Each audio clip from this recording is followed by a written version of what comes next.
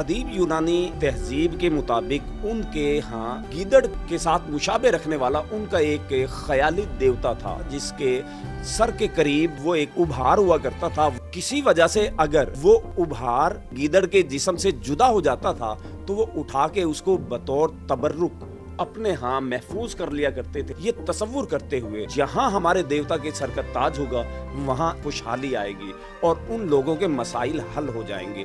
اور سائنسی تحقیق یہ بات ثابت کرتی ہے کہ در حقیقت یہ کینسر ہوا کرتا ہے، سرطان ہوا کرتا ہے۔ اگر کسی وجہ سے یہ پھوڑا الگ ہو جائے تو مخصوص ٹائم تک اس کے اندر جراثیمز ہوں گے جو ہارمفل ہوں گے تمام جانداروں کے لیے، اس لیے اس کو ٹچ بھی نہیں کرنا ہے۔ آپ کو لگتا ہے جو سیاست دان ہے جیسے عمران خان کے لیے بھی مشہور کیا گیا کہ شاید انہوں نے بھی کوئی گدڑ سنگھی رکھی ہوئی ہے اپنے پاس؟ اگر کوئی شخص، کوئی پولیٹیشین ایسا سمجھتا ہے تو وہ یقیناً غلط سمجھتا ہے۔